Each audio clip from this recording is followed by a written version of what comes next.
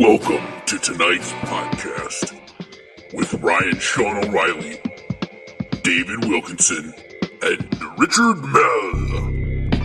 This is There Is No Deodorant in Outer Space.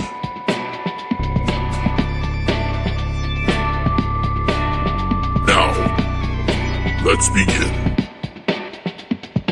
Good morning, good evening, good afternoon, and welcome to another edition of No Deodorant in Outer Space. I'm your host, Ryan O'Reilly, and with me, as usual, are my co-hosts, David Wilkinson. Hey, Ryan, how you doing, buddy? Richard Mell. Hey, everybody. And tonight, we're going to be reviewing the book Coraline by the author Neil Gaiman, as well as the movie Coraline, which was an animated feature directed by Henry Selick and starring Dakota Fanning as one of the voices. So, let's just go around the horn and everyone just give their initial impressions of the story. Rick, I'll start with you.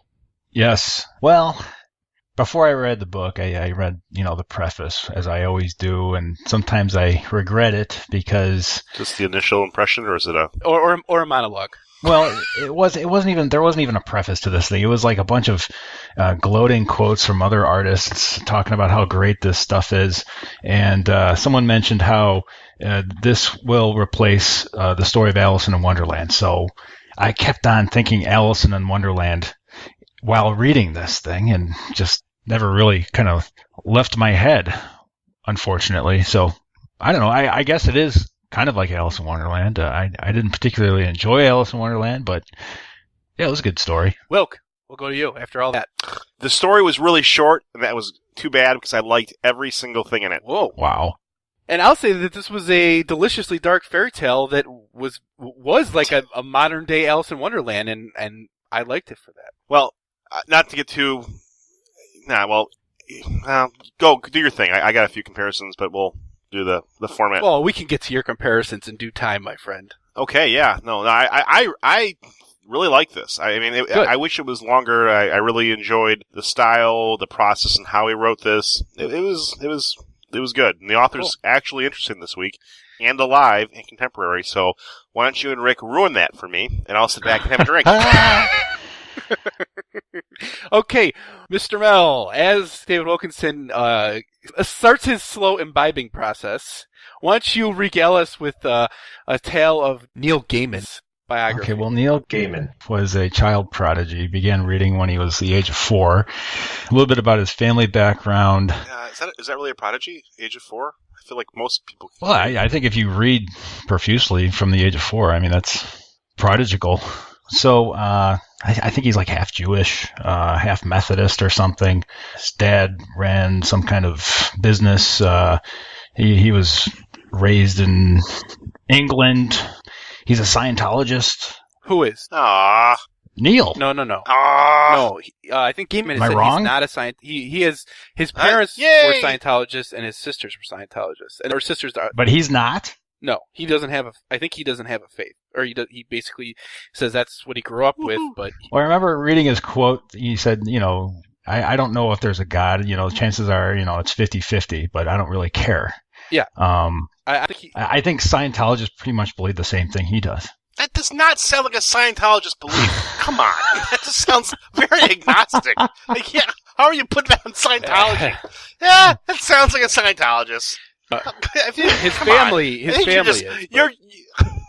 You're coasting on fumes here, man. I think he has some sympathy for the Scientology. I'm not that interested. I'm sorry. Well, this guy's like more of like a goth rocker than a Scientologist, I guess. I'm like throwing all these stereotypes out there. Are people one or the other of those? Do you have to make a decision between being a goth rocker and a Scientologist? I didn't know that those are mutually exclusive. They're not mutually exclusive, but he's more of one than the other. I mean, he can be both or elements of both. Who's he married to? This Amanda Palmer. Yeah. She was born in New York. Well, it wasn't his first wife. It's his second wife. He has 3 children with his first wife, I think. 3 children, yes. Daughters or He has, I think, one son. He's at least 2 daughters, yeah. One son. Okay, yeah. She's got an interesting career. She's kind of extremely outspoken. So is he. He's very sensitive, activist. She's Go ahead. She's from the Dresden Dolls. Dresden Dolls. She's a solo artist, What's singer, the Dresden songwriter. Dolls? Yeah, Like a punk rock, goth rock. Dresden. There's something. Oh, yeah. Like she's got a song named Berlin, and that was her name when she was a stripper. There's a city named Berlin. Wait a second. Yeah, there is a city named Berlin. No somewhere way. like in Central Europe, but Central Asia. What else about this guy?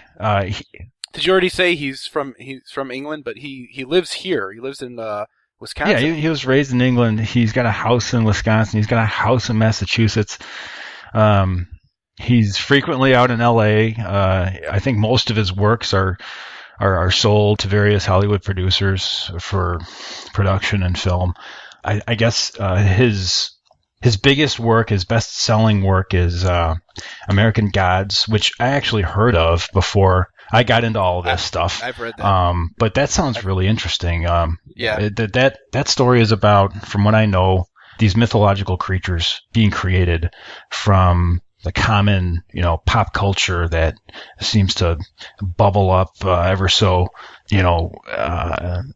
quickly in this society in the United States. And it's kind of like a struggle between the old gods representing the old whims and kind of interests of the population versus the new gods. I don't know if you want to extrapolate on that, but go ahead. I read that. It's a very good book. I read the 10th anniversary edition, and they're actually, I think, in some stage of development with HBO to make that into a made for TV movie or series or something like that, and which he's working on. And actually, I was listening to an interview tonight where he was talking about writing the script, and he was adding all this stuff into it that he couldn't put in the book, and then the producers were telling him, "That's great, but can you go back more towards the book for at least the start of the show?" Which is kind of ironic because usually authors want to stick with the book exactly. Right. But yeah, that's that's a good point, because he's very heavily involved in graphic novels, and he actually authorized the graphic novel of Coraline, which most contemporary authors wouldn't do that. So he's kind of, it's sort of this new school of thought of authors who like to see their stories exist in different forms and different mediums.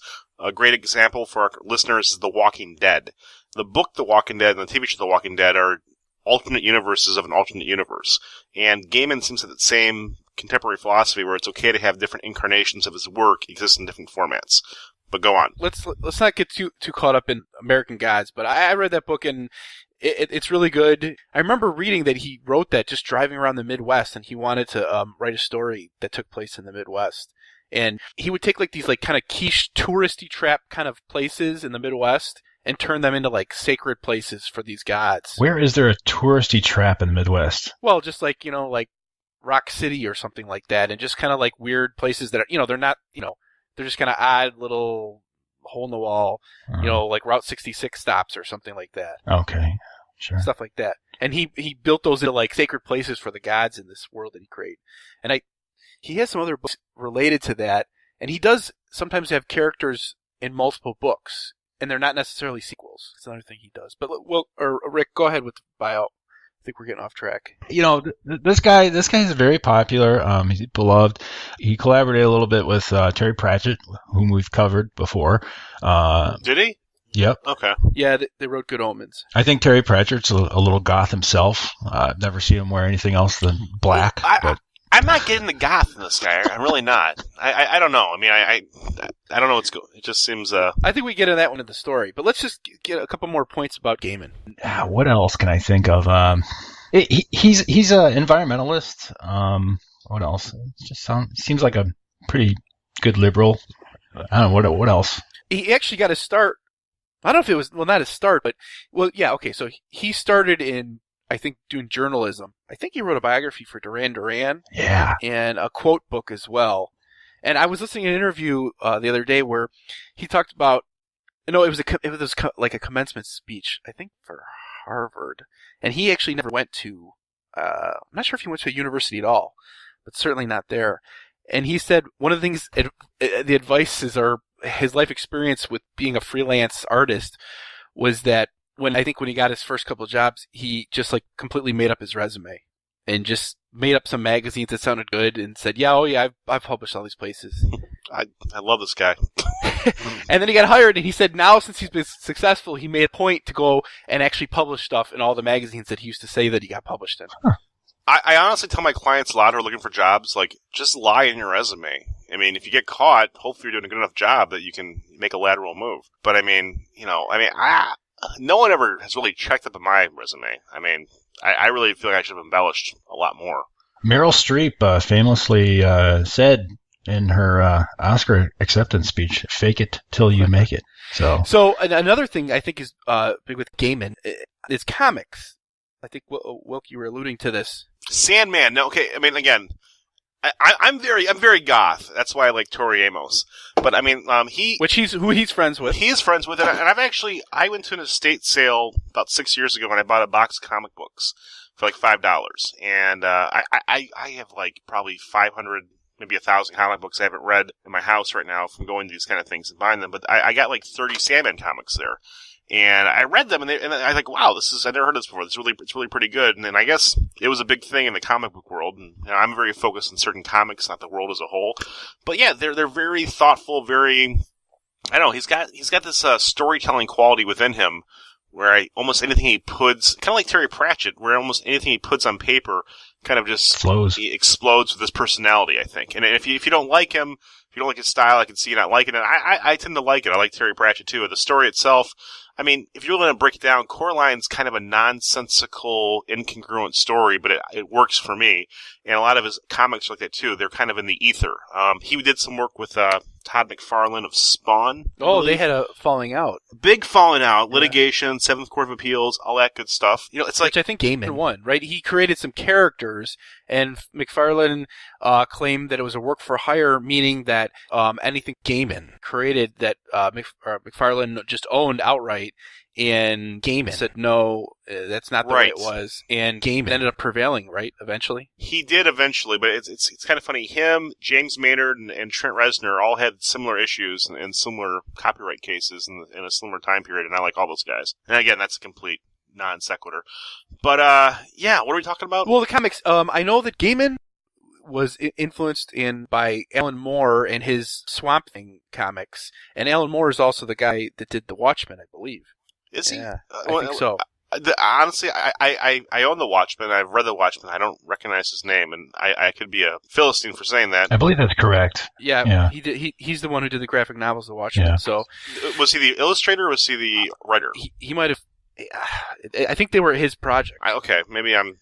Okay, I don't remember. So he also wrote "Don't Panic," the official Hitchhiker's Guide to the Galaxy Companion. Yeah. I know that growing up, of course, liked Tolkien. I think he used to read it in the library, and the library only had the first 2 editions of Lord of the Rings, or the first 2 books of Lord of the Rings, and he eventually had to save up and buy the 3rd one to find out how it ended. And he also was a big fan of the Narnia Chronicles, and that was one of the things that inspired him to write, because...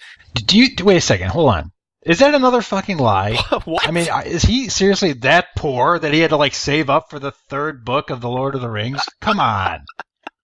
You know, just last week or last episode, you and Dole were talking about your childhoods like you were boys in the 40s, Yay! Running around chasing lightning bolts. I mean, now you're like, oh, he was poor. You made it sound like you were hopping on train cars last week. Poor. We didn't watch TV. We ran in the fields till midnight, and we were boys, and we swang from trees. We played a shitload of Nintendo, too. Yeah, I know you did, you shithead.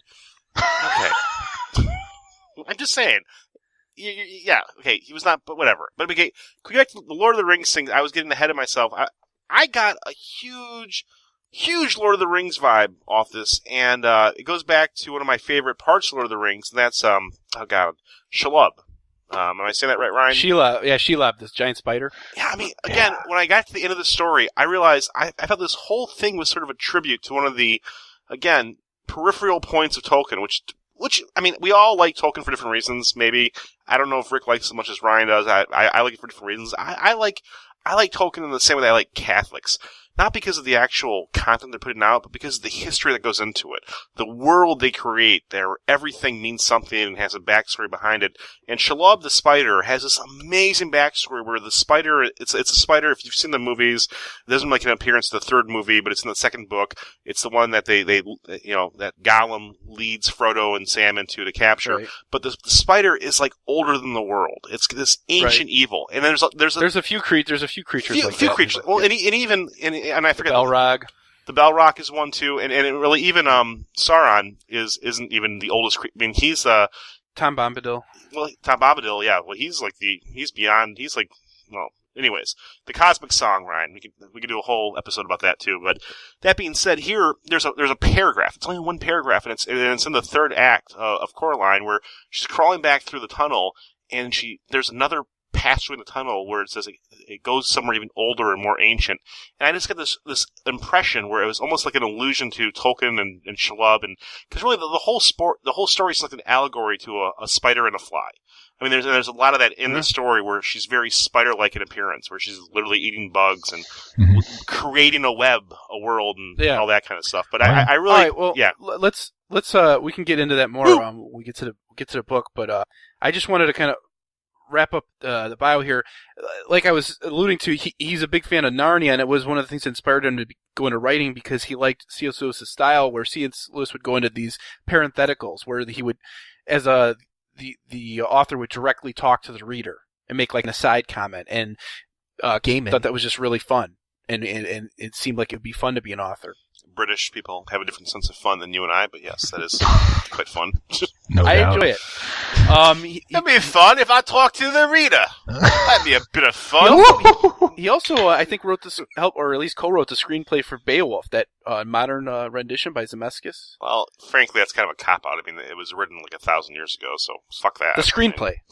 Not the original. The screenplay, I know, but if he Pulp Fiction, I'd be more impressed. Beowulf was already written. I mean, yeah, he also referenced like another ancient text written in Rome. It was what was it? The Golden Jackass or something like that. Yes. Yeah.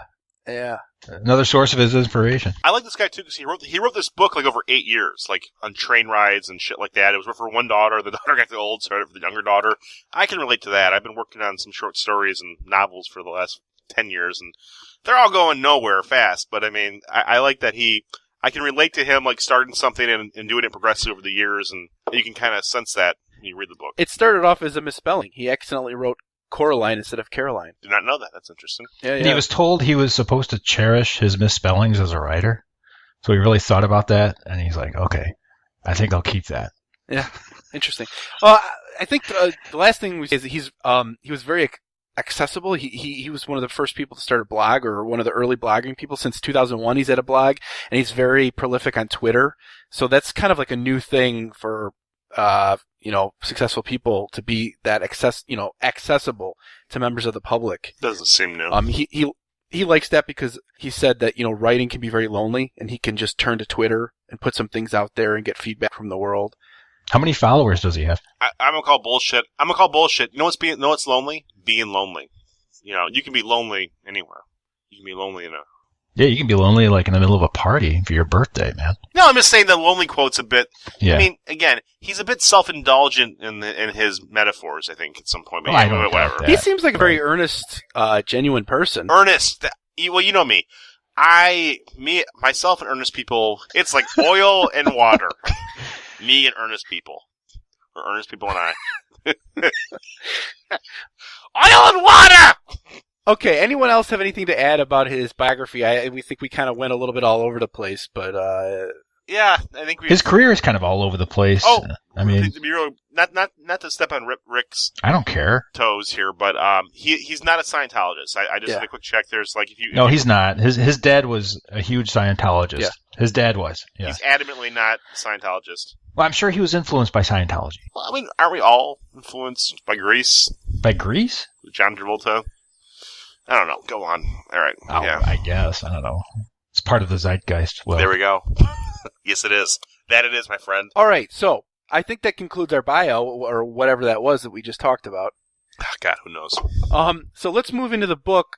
Will, give us a little synopsis of the book, set it up for the millions of listeners. Okay, the book is a relatively short story novella about a girl who's being lured into a world created by a supernatural creature who wants her to voluntarily make a choice to stay in that world.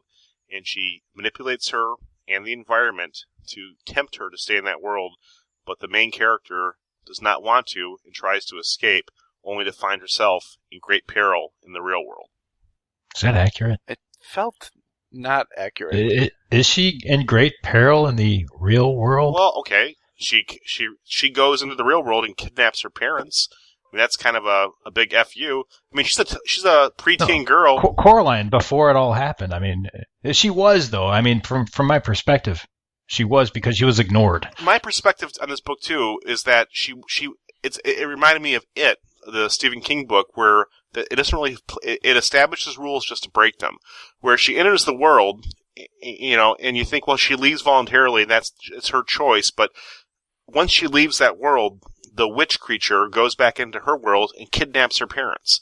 Kind of breaks its own rules there. I mean, well, does it? I don't know that it does, because I think one of the things that happens with this world is you have to be invited to do things. Let me set this up. So, no, please. This is actually the best discussion we're going to have all year, because I'm interested in what you have to say for once.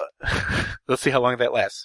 So let me set this up. So the way that Coraline, she's living in it's essentially an old mansion or something like that that's been divided up into 4 apartments, and 3 of the apartments are inhabited, 2 by these 2 ladies who used to work in the theater, 1 by a guy that used to work in the circus, I think, and they're kind of interesting characters, and her parents are new. She's just moved there. Yeah, and this mansion, by the way, is in the middle of rural Oregon. I got the impression it's a college town, very eclectic, very academic, very I mean, like a Madison, Wisconsin, a Boulder, Colorado, and Ann Arbor, Michigan. These houses are common. Well, yeah. In any case, Gaiman, I think, based on his own, I mean, like you said, Wilk, he wrote this for one of his daughters. So he kind of based it on his house that he was living at the time. And he also had a childhood experience where he lived in a place like, sort of like this, where someone had divided up a house and there was a door. And when he opened it, and as a child, it was all bricked up. And that was because the developer had, divided up the units. And that was a good setting for the story. So in Coraline's house that she moved into, there is a door and it's all bricked up. But then later on, these mice show up and kind of lead her back to this door, and when she opens it again, the brick wall is gone, and she goes into it, and the door should theoretically lead to the other flat, and it's the vacant one that's no one living in. However, when she gets there, it's a flat just like her parents' flat, and it's inhabited by people that are just like her neighbors and her parents. In fact, they're called her other mother and her other father, and they're sort of more interesting versions of what she's dealing with in her own real world. And to backtrack a little bit, the story starts with Coraline being bored. She's moping around the house. I think it's rainy, and her parents are busy. No one has time for her. She's just moved there. She has no friends. She hasn't started school yet, and she's just kind of bored, and everything's boring, and, she's kind of just has that kind of attitude. So now she goes to this other world. Everything's exciting. They have all the food she likes. Everyone is much more interesting. So one of the things that what I was trying to get at is, the catch is when Coraline meets her other mother and her other father. Her other mother is really the main antagonist. Her other mother says, why don't you stay and live with us here forever, because it'll be so much more fun. Well, the thing that's a little off with them at first is they don't have eyes. They have buttons. There's actually buttons sewed in place of their eyes. And so the other mother says, you can stay here, but you just have to let me sew these buttons into your eyes. And Coraline doesn't like that, and she kind of refuses it. So, Wilk, what you were saying was it breaks its own rules, because then, at one point this other mother tries to, at some point, goes back to the real world and kidnaps Coraline's parents and traps them. But what I noticed about this story is that this other mother, who we can get into later, is also called a beldam, which I think is an old word that translates to hag or witch. So essentially, she's a witch, and she doesn't force herself on Coraline. She doesn't have a creature attack her and pin her down so she can, sew these eyes on her and make her stay there. She has to keep inviting her there. And so when you were saying that, I was thinking, well, Coraline almost invites the witch back to her house by coming over and then going back. And it's almost like she opened the door to this evil presence to come into her real world. You're blaming the victim here. Was she wearing too short of a skirt? Did she deserve it? No. I disagree with what you're saying. No, Ryan, I mean, yes and no. And again, I don't know how much of this is even debatable, how much this was like in his subconscious. But yeah, no, I'm with you because I read that as her saying, it was all about choice. You have to make the choice. It's like the classic mythology of Christianity is the devil can't take your soul. He has to give you something that you want, and you give up your soul free. And I thought it was the same thing here, where I'm going to tempt you into staying here. I'm going to give you the best tasting food, and it's going to be such a pleasant world, and you're going to want these eyes. And that's where I thought the story was going. That was very predictable. It was still enjoyable. It was a well-written story. Yeah, but then she basically goes into her world and takes her parents and kidnaps them, making, then it's when you say she, you're meaning the witch. The witch, yeah. I mean, she goes back into her world, and her parents are gone, and then she sees them in a mirror, and they're trapped in a snow globe, and the witch you're kind of saying that very confusedly. So basically, the witch comes into Coraline's real world, kidnaps the parents, and Coraline realizes it later by seeing a mirror and her parents on the other side of the mirror, and they look like they're freezing. Turns out they're trapped in a snow globe in the other world. Right. And the impression I got from this is the witch could do whatever the hell she wants with Coraline and her parents, but she gets more enjoyment out of it if there's consent. She can toy with her for longer if she willingly gives herself up. But ultimately, it's the same fate, whether she does it willingly or not, in that she ends up her soul sucked and dead, but she gets more out of it. And again, it's a theme where, I mean, a willing victim is better than a fighting victim, I guess. I don't know. I don't know. I guess I disagree. I feel like she had to consent, and I feel like when it does get more scary and violent, it's because Coraline sort of half consents by suggesting a game to the witch to say, let's play a game, and if I win, then I can, get my parents back and stuff like that. And then that's when things get more violent, because it's almost like a consent saying, okay, I will do this, but I don't know. I guess I disagree with you, but I mean, it's an interesting point. Well, no. Again, and I think it's ripe for disagreement. I can't do my traditional thing where I call you a moron because you're so stupid. I mean, I think it's open for debate. And I mean, here, because what I got out of it, my take was that Coraline's consent was 2 cookies. Her not consenting was 1 cookie, and the witch wanted 2 cookies.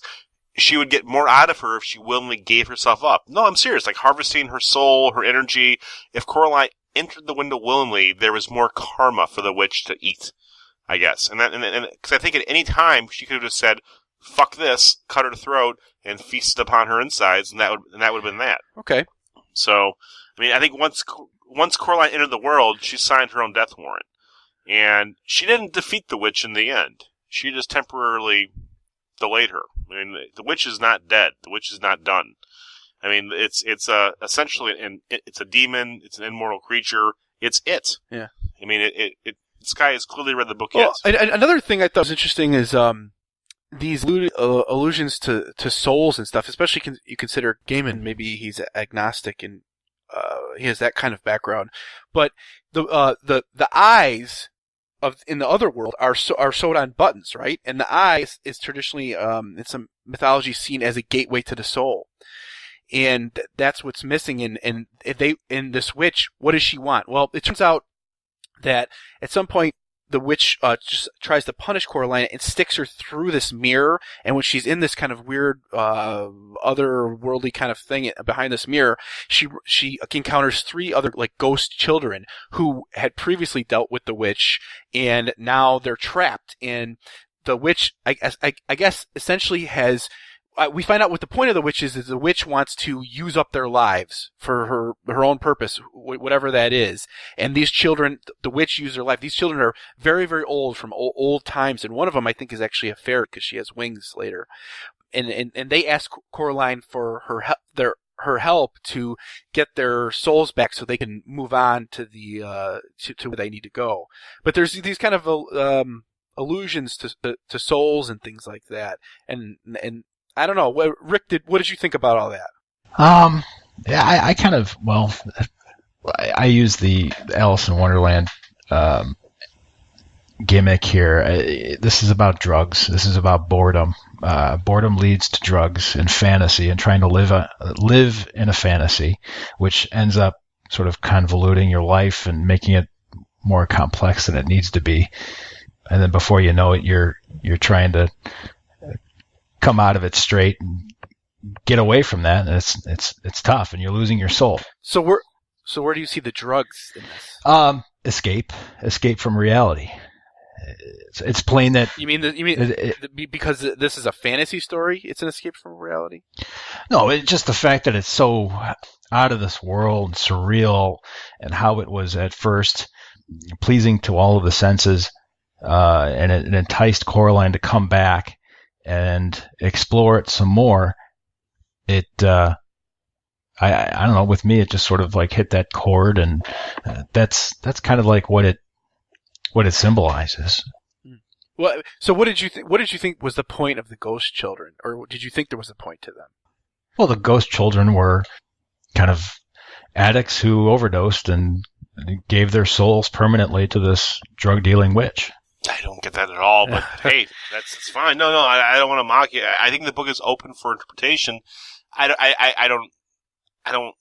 didn't get that out of it. I mean, I saw them more as a MacGuffin. I think he created a world here. He's trying to get to a terrifying, but at some point you have to wrap it up. You have to have a mechanism to tell in the story, and the ghost children create that MacGuffin. And do you know what a MacGuffin is? Is that a phrase that's in your vernacular? And what is it?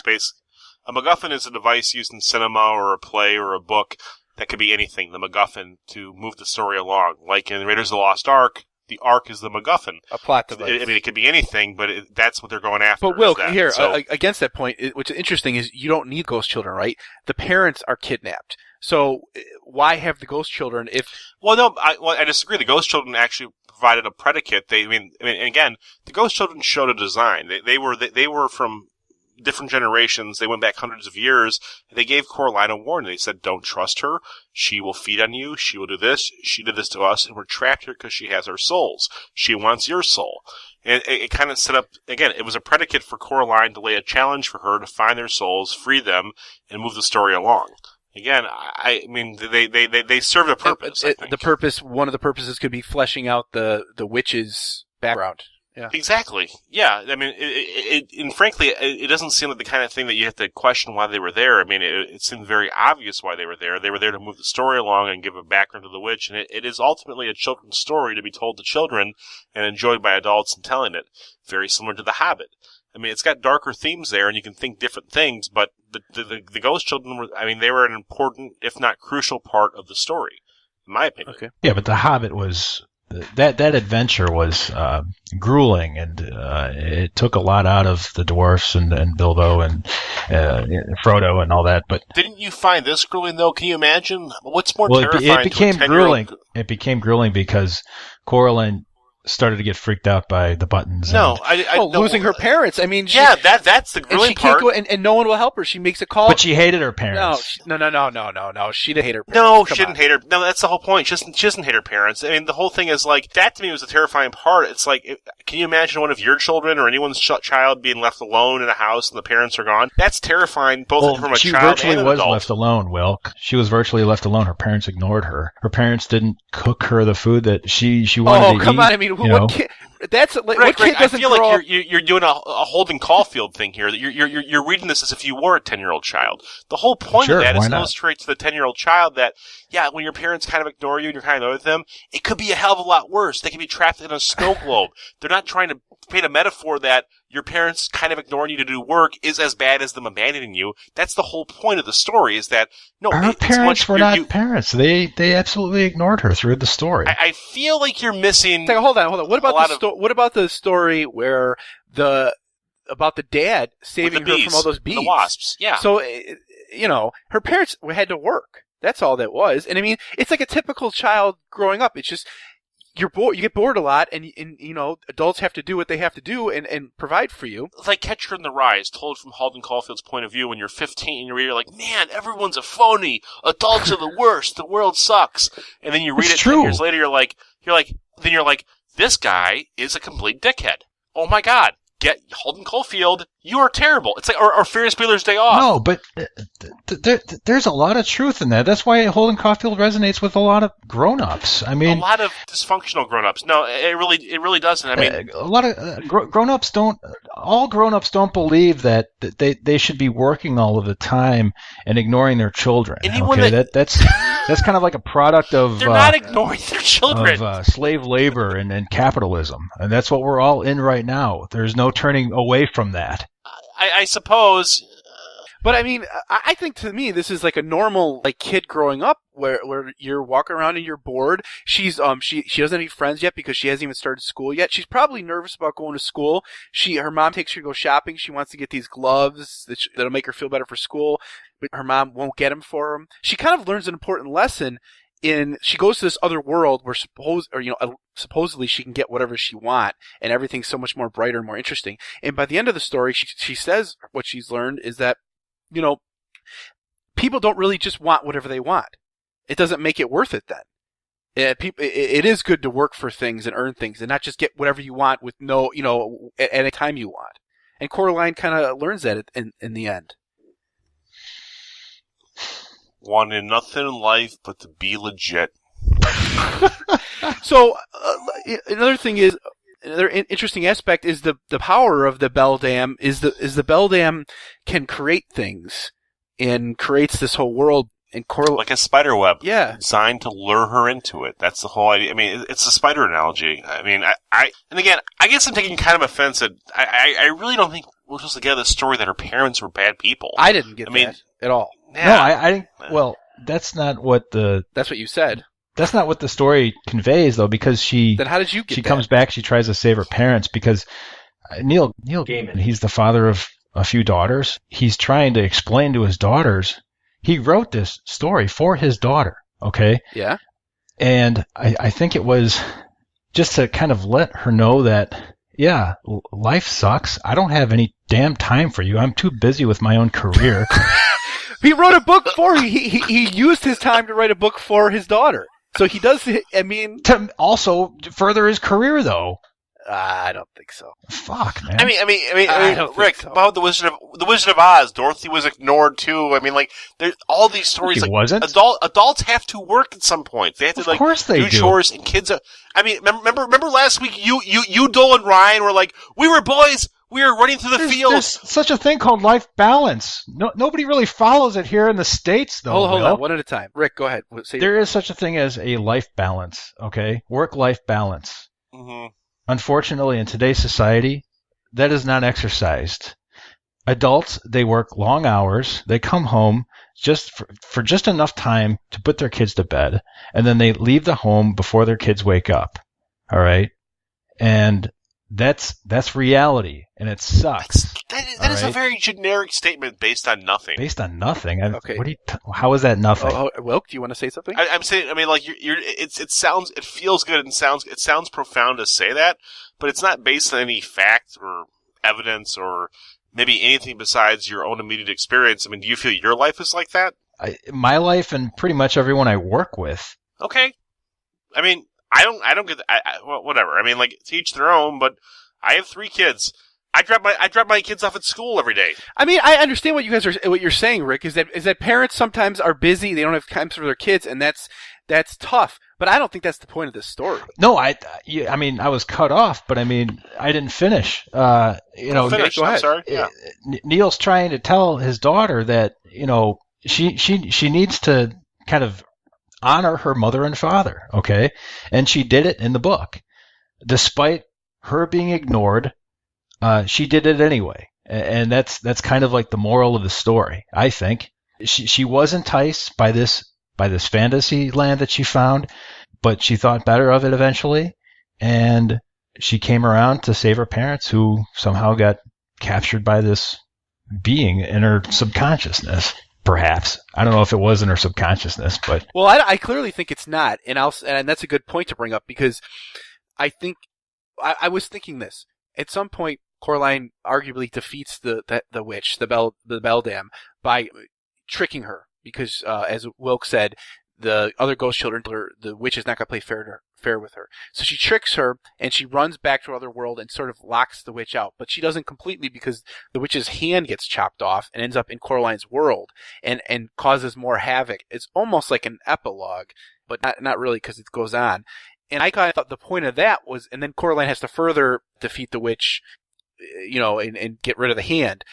I thought the point of that was to say, look, no, it's not just a dream. Okay, it was real. Because a lot of people will say, whenever you have a story that it turns out in the end it's a dream, it's kind of a ripoff to the reader. Readers don't like that, to say, oh, this big long fantasy, and then you find out, oh, it was all just a dream and it never happened. It kind of like discounts everything you just read. And so I think Gaiman, maybe one of the reasons why he put this extra part with this hand and another, obstacle, was show, look, this was real that happened to her. Her real world got affected by this. Or maybe she was just hallucinating. Maybe. I don't think so. But yeah, I mean, there's all fantasy novels are told by schizophrenics. There's that school of thought too. But no, I mean, it's like people used to say that Tolkien was must have been on LSD, but he wasn't. Okay, so anyone else have anything else to say about the book? What did you guys think about, like, the character of the cat, or any of the other characters? Anything stick out with you with any of their characters? You have this cat that is actually in her real world, and then when it goes into the other world, the cat can talk and is almost like a guide and assists her sometimes. Also, her neighbors are kind of strange, but they also assist her. The two ladies give her a rock with a hole in it that allows her to identify things in the other world. The strange guy upstairs has a mouse circus, and these mouse, although we never see the mice, they direct him to tell her important information. Let's start at the cat. Yeah, well, any of them. Go ahead. Okay. Well, the cat's kind of like her rock. And just as in Alice in Wonderland, there was a cat before she went into the, Wonderland. And the cat continued to exist in that world. I think the cat was just there to show her that neutral perception that she really needed that. If she didn't have that, then she very well could have lost her soul. How? Because, how? Because you don't have that rock. You don't have that neutral perception to bounce your thoughts off of and gain objective perception. That's key. So you feel like the cat was sort of like a remnant of... You wouldn't know because you never took LSD, but that's key. To having a soul guide? Having a rock, yes. Okay. Someone you can trust. Although the cat's kind of uppity towards her, too. But that's okay. That's not a big deal. Okay. Wilk, anything thoughts about the characters? The other characters? No, I was kind of zoning out there. The cat, I liked. I liked the cat. I mean, the characters, to me, to me, this is a very pivotal struggle between polar opposites, good and evil, and then the cat was there kind of as an angel type figure, kind of an arbiter for good. He could go between the two worlds, but he wasn't all powerful. I mean, I like the cat as an angel on the side of good as opposed to evil, and there was demons floating out there too. The demons were like some of the creations seemed more sentient than others, I guess. So, what about the other character? Any of the other characters? Any thoughts about them? Like the two, Mr. Bobo, or Miss Forcible, or Miss. The Budden versions of the actresses whose names I'm blanking on, they seemed like they were more sentient, like they were more in tune to being evil. Like the skinny versions of them that were hiding underneath the costumes. I for some reason, maybe the movie kind of gave me that impression, and I don't know, but to me there is only about 4 characters, but really only 3 characters in the book that were relevant, and the cat was one of them, I guess. It was, he was an angel. So really the Coraline, the cat, and the Beldam? Yeah, that was about it. Because everything else, the parents weren't peripheral, but they weren't central, I guess. I guess that's they're MacGuffin-esque. The neighbors, though, there was something about the neighbors. I mean, they were all eccentric. They all had these colorful pasts, and now they find themselves sort of like in retirement. I mean, they're kind of living in leisure and idle time, but it's apparent that all 3 neighbors are still sort of caught up in their successes from the past, and they almost fantasize with it, with a lot of their activities, in this house in the middle of nowhere. I think just a closing thought I want to throw out to you guys, because I don't know, is there anything else you guys want to touch upon? Probably the director. Well, that's kind of the format of our show in the movie. No, I mean, just to end out the book here. Oh, right. Sorry. I want to go to you, Rick. What do you think is a point to a book like that? Like this? Is there a point to a book like this? Is this pure whimsy? Yeah, it's a cautionary tale for every prepubescent girl, and especially a girl, but boys too. Life's really hard when you're going through that stage in your life, and you really, no matter how much you think your parents suck, they are sort of that steady force in your life, and you need to stick with it, no matter how boring it seems. Well, any thought on that or no? Not really. No. Okay. I just wanted to say one last quote from Neil Gaiman. I was listening to an interview where he talked about being invited to go to China for their first sanctioned science fiction convention. And when he was there, he had someone from the party, the Communist Party or whatever, and he took them aside and said, science fiction was never illegal there, but I guess it was very suspect because they could never quite figure out, if something was against the party or something like that, because being science fiction, or fantasy is what it is. And so he asked this party minder why. By the way, capitalists in this country, they question every publication that comes out here too. So it's okay. It goes on here too. There's a lot of that. So, but he asked them, why are you guys allowing this now? And the person said, one of the reasons why is because in China they're very good at making things, and people will come to them to make iPods and stuff, and they'll make all this stuff. But they're only good at making things because they get paid 2 cents an hour to do it. Okay, thanks for that. So, but they're not good at necessarily innovating things, and so they sent all these people over to the U.S. and they met with Google and a lot of other big tech companies, and they talked to the people that worked at these companies, and they said, "What are you guys into? What are you guys reading?" And a lot of these people said they read science fiction and fantasy. And so it dawned on the Chinese that they should foster people to get into these works of fantasy and science fiction because it opens people's minds and lets them see what's possible besides what you know. And to me, I mean, it was just a very kind of a profound revelation that when I heard that of one of the points of art and one of the points of science fiction or fantasy, I just really liked that. And I thought I would share it with you guys. So, with that, let's move on to the next phase of our podcast, which is probably be our longest podcast yet for our shortest book. Let's talk about the director, Henry Selick. Will? This movie was directed by Henry Selick, who is in his early 60s, and most people haven't heard of him, but you know him. He's I like this guy. I like this movie. The movie used stop animation, which, frankly, I hadn't seen a lot of, but a lot of what I had seen and what I associated stop animation with was stuff that Henry had done. Henry has done a lot of things associated with Rudolph the Red-Nosed Reindeer. Well, yeah, that's very good. Exactly. That stuff predates all of us, and that's like Ray Bradbury's childhood stuff. There's a lot of facts about him, but he did the Pillsbury commercials in the late 80s. He did the MTV bumps in the 80s and 90s. Those little weird segments of commercials where there's crackers going down cheese mountains, or there is little spiders running across the moon and putting up flags.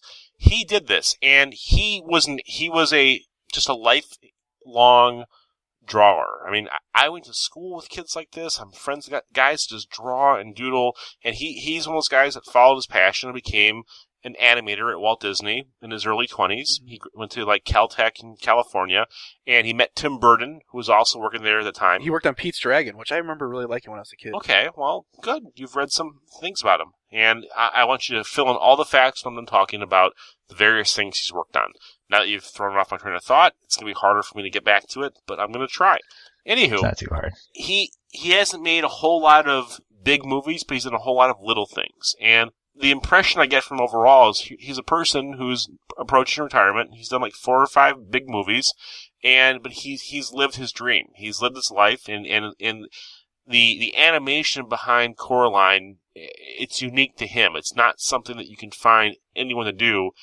He's the guy that does that. He's done James the Giant Peach, for Christmas. Those are the big ones. Huge. Those are huge movies, right? Huge. And really, Coraline, the movie to me was very enjoyable because I'm not. It was also huge. It was like 120 million or something. It was huge, but like, I mean, I can see, I understand, and I can see, and I can feel the effort that goes into every frame. And it's nice to know this is not a bullshit Transformers movie.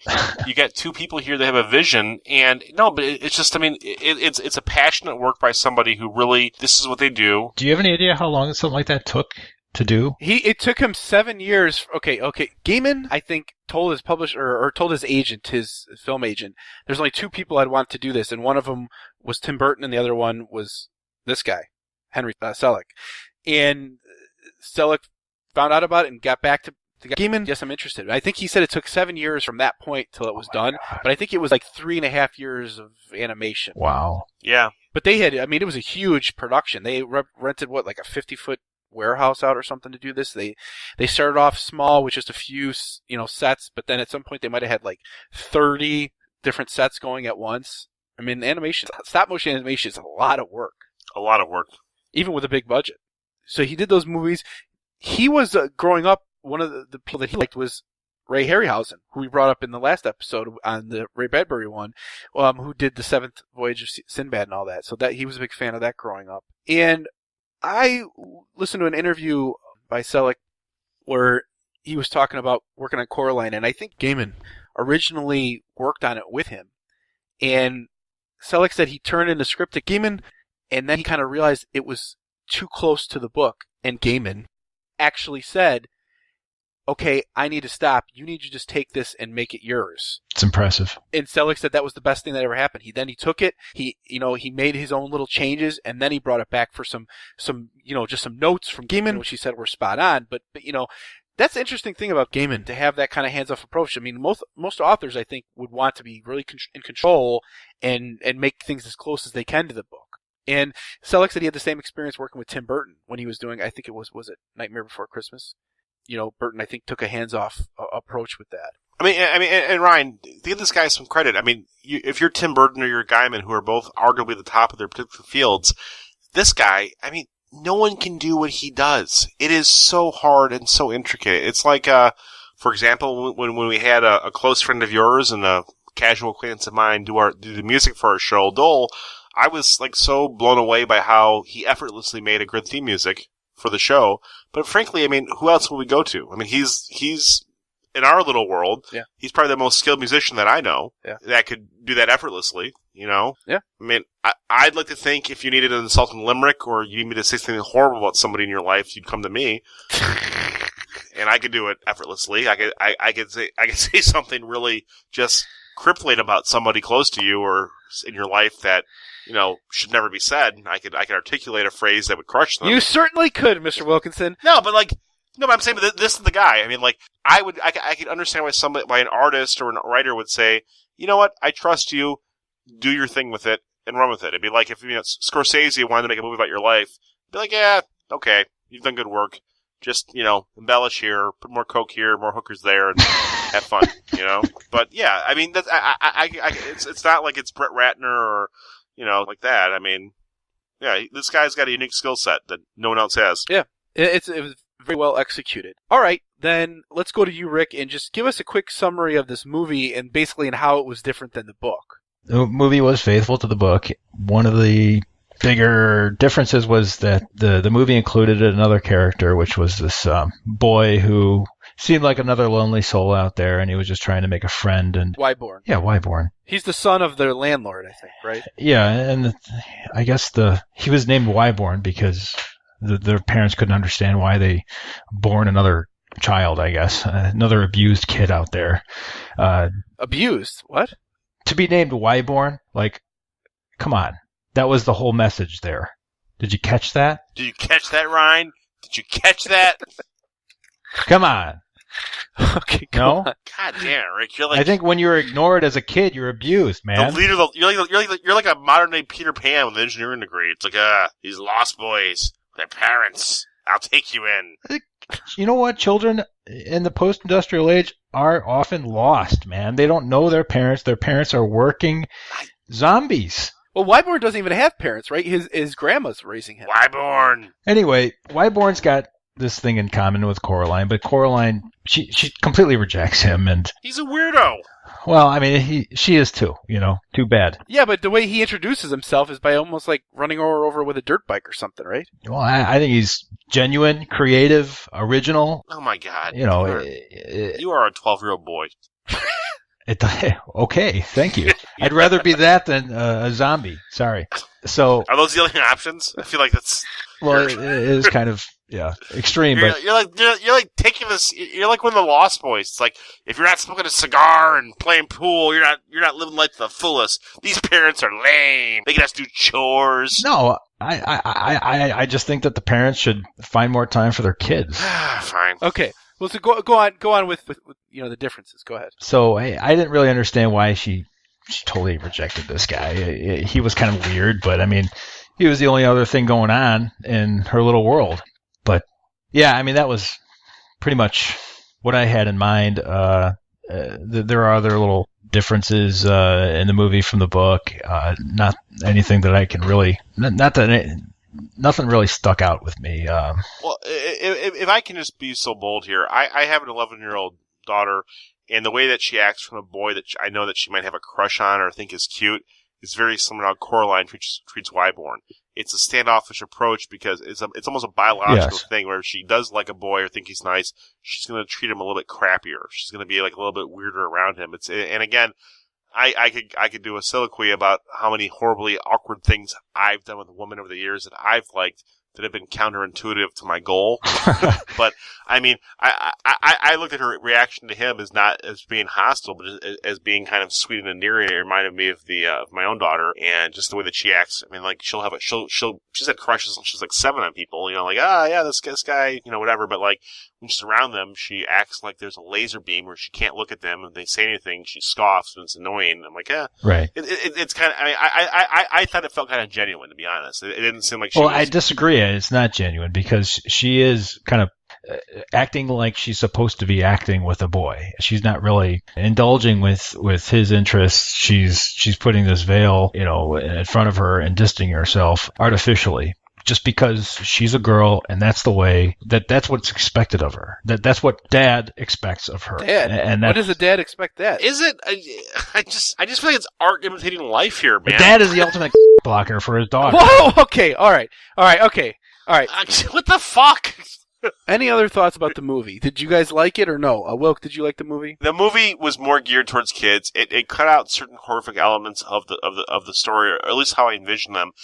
And it made it. They put them in the background. They made the movie more geared towards children, which makes sense, and you can do that. I don't know. I mean, I did think it was dark, though. I mean, I thought he worked the line pretty well because, and he also, I think he made like color changes. Like it's a lot more vibrant in the other world than in her world to show how it's she's in a fantasy world. No, you're right. But it also gets very dark, and I pictured it one way in my mind. That's all I'm saying. I mean, I pictured it being much more horrific and dark. But I'm a guy in my mid-30s to late 30s, so my view of what I'm reading as it translates to the screen is probably different. I mean, like it was probably more appropriate in how the movie was than what I was picturing it because. But it didn't. He didn't like Disney out on it or something. No, but I had murder in my mind. I mean, to me, this was a story about an evil fiend trying to murder a 10-year-old girl, and that's pretty dark. That was another thing that the director talked about is how when he grew up, like the early Disney stuff, like Bambi. And like those early movies where Bambi's mother dies. Ryan, they all die. Disney kills parents today. They killed the parents in Frozen. Disney always kills the parents. That's not a new thing. So I'm gonna call bullshit on that. No, seriously, Disney. It's a joke in our household. Again, we have 3 girls. We watch a lot of Disney shit. They're still killing the parents. Disney movies are always a little darker. They are. They really do. The parents always. Lion King, parents died. Beauty and the Beast, parents die. It's the ultimate childhood fantasy. Yeah, the parents get killed in Disney movies pretty routinely. What are you talking about, like the Oedipus complex? No, Oedipus, you love your parent. I mean, you love them a little bit too much.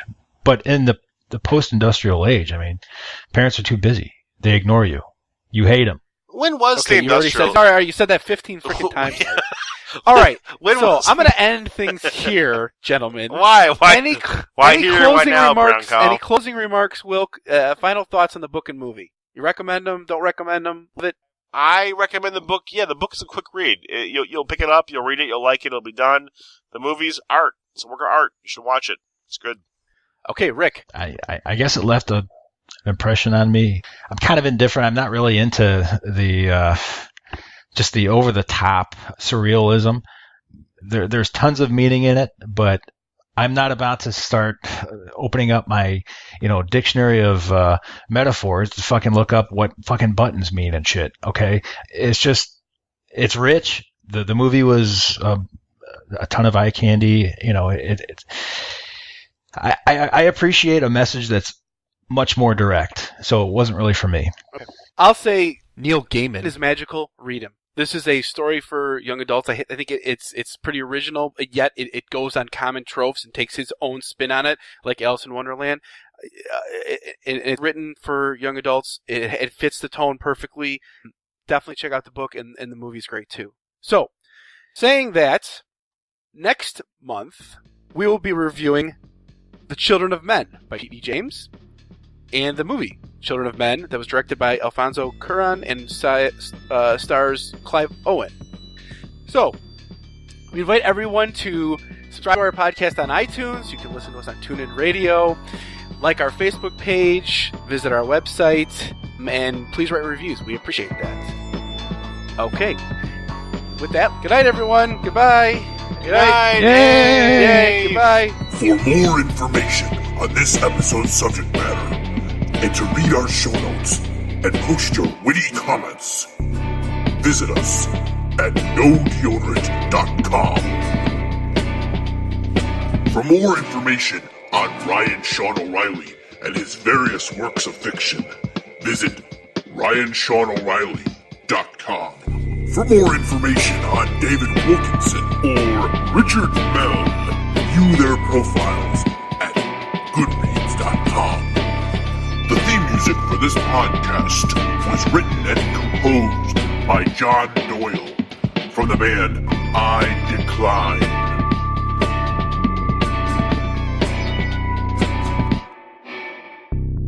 Thank you for listening to our podcast. We hope you've learned a lot. Oh, and always remember one thing. There is no deodorant in outer space.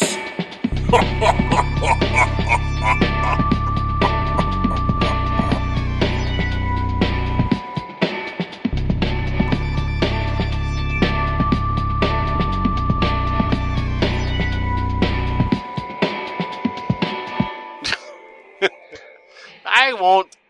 Ryan, I would never actually poison you with drugs. I actually like you and respect you. I never thought I'd have to hear you say that. I just kind of assumed that was given.